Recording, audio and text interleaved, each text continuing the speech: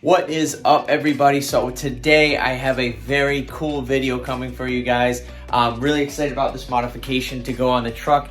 Today we are putting on my Yukon gear and axle free spin hubs right here. Super excited about this modification. We're gonna get into it a little bit more. We actually get into the install part of this video, but right now I gotta ship all of this stuff in my truck, and then I'm headed down to my dad's house because he's the one that has all my tools and stuff like that to work on the rig. So might take a couple days to do this. Try not to stress myself out or anything about it. So yeah, let's go ahead and get these loaded up into the truck and head off. All right, just gotta move all this stuff. Simple, fast, and effective, all loaded up into the truck. Give it a try. All right, so we kind of made it down here. Not sure if you can hear me, it's raining outside. Anyways, we got the carport set up and everything. A little tight here to be doing the hubs, but you know, the most important thing is I'll be dry while doing this, so it won't be too bad. Try and get as much video as we can and everything like that. So we're gonna go ahead, we're gonna unload all the stuff, get our tools and everything like that set up, and then get cracking away at this. So here we go. Once the truck is up on level ground on jack stands, go ahead, remove the wheels and tires first. Then you're going to want to remove the caliper and rotor assembly.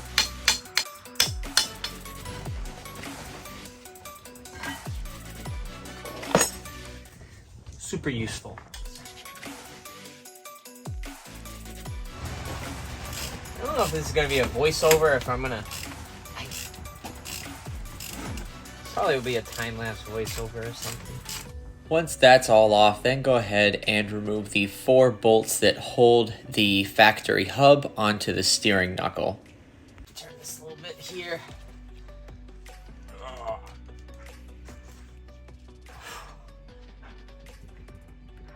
Yeah, you can... Actually, this is a really good angle where you can see the... Yeah, you can see the axle joint kind of like shaking. Oh, yeah. Woo. Sorry, I don't have a professional photographer or camera or whatever. So anyways, go ahead and hold this here. And you look right in there.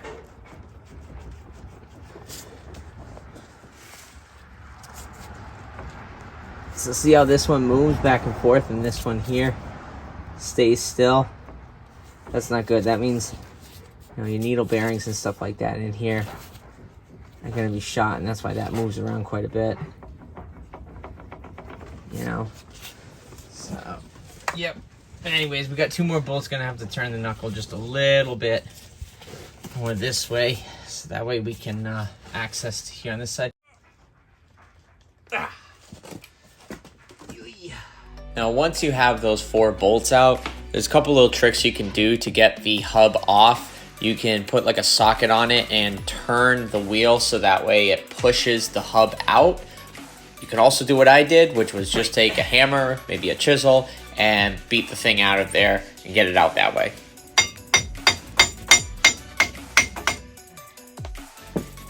Now this is the long one. So...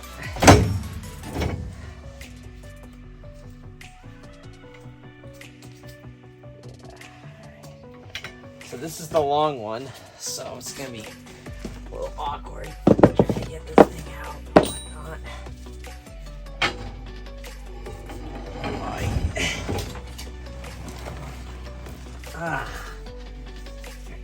That's not too bad. All right, bring this back in the shop. Here we go. Next side. Now, once you have those inner axle shafts taken out, you're going to want to go ahead and clean up the steering knuckle with sandpaper, at the very least, remove any type of rust or corrosion. The best thing to do really is to get like a little Dremel tool of some sorts and then go ahead and really clean it out good. And of course, you're going to want to do the same thing too to the yokes on the inner axle shafts. Now this is where I'm going to make a recommendation just based on my personal experience with my truck and this project. In addition to getting some axle U-joints, I'm also going to recommend that you go ahead and just get brand new inner axle shafts from Yukon Gear and Axle as well. The reason is because both of the axle U-joint sets that I got from my truck, they would line up perfectly fine in the new yokes that Yukon Gear and Axle gives you for the outer hub. However, on the old stock inner axle shafts, I found that I was not able to get the snap rings on the new U-joints. And when we measured the distance on the yoke of the inner axle shaft, and then we measured the distance from snap ring to snap ring on the U-joint, we found that it was too short to allow the snap ring to actually fit inside that inner yoke. And if I knew this ahead of time, I would have just bought the inner axle shafts from Yukon Gear and Axle when I bought the locking hub kit from them. And then everything would have gone together the way it was meant to be. Instead, we had to grind down some of the metal on the yokes of the inner axle shafts. That way we could fit the snap rings on the new U-joints.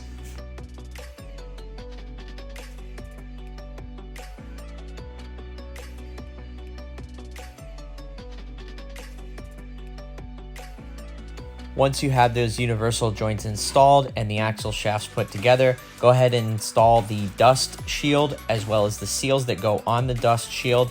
And then when you're putting the shaft back into the differential, just be careful. Again, make sure your splines are lined up. There might be a little bit of resistance, but they should go ahead and slide right in there, no problem.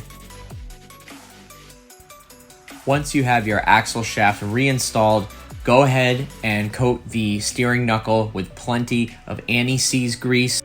Then you're going to want to take your new hub and slide it over the axle shaft and attach it with the 4 Allen head bolts to the steering knuckle. Also, don't forget to attach the little bracket for your ABS module as well. Then you're going to want to set the race bearing seals inside the new hub, as well as install your wheel studs too. Then go ahead and pack your bearings. Once the bearings are packed, go ahead, place them in the hub, and then install the seal. Take your hub, carefully slide it all the way onto the shaft, install the outer bearing, and then make sure that the wheel speed sensors are all the way underneath that little ABS sensor bracket and that the hub can spin freely on the shaft. Install the first lock nut with the stud facing out towards you and tighten to 50 foot-pounds to seat the bearing. When you're tightening the lock nut, make sure that you are rotating the hub assembly, that way it fully seats the bearing in the seal. Back the lock nut off with a 90-degree turn and then retighten to 15 foot-pounds. Now the lock nut stud needs to line up with one of the holes on the lock washer. So you may need to tighten up the lock nut just a bit more for the stud to go into the hole. This is why they tell you 15 to 20 foot-pounds for the final torque specification. So I recommend starting at 15 foot-pounds and then go up in 1 foot-pound increments until you can get that stud to line up perfectly with one of the holes. Install the outer lock nut and tighten to 160 to 205 foot-pounds. Once the outer lock nut is installed, go ahead and put the inner spring seat in. Apply some grease to the inner and outer splines. Then install the spring as well as the spacer. And then finally your locking hub mechanism as well as the snap ring that's going to go along the inside shaft.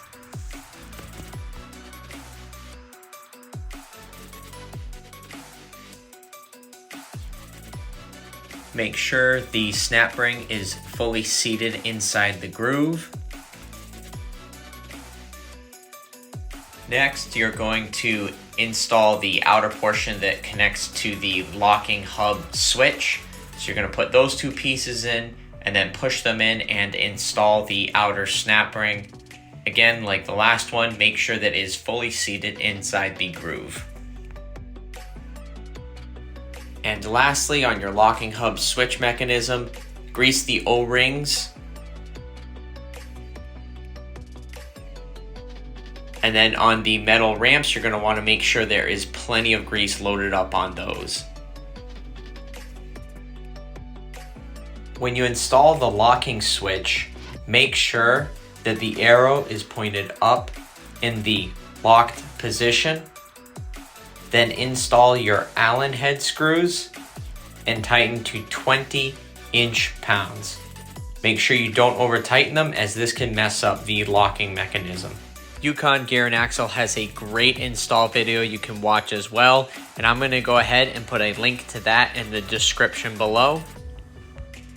And I'll be sure to do a follow-up video of some of the benefits that I've noticed having these on my truck, as well as my opinion of the overall install and everything else as well.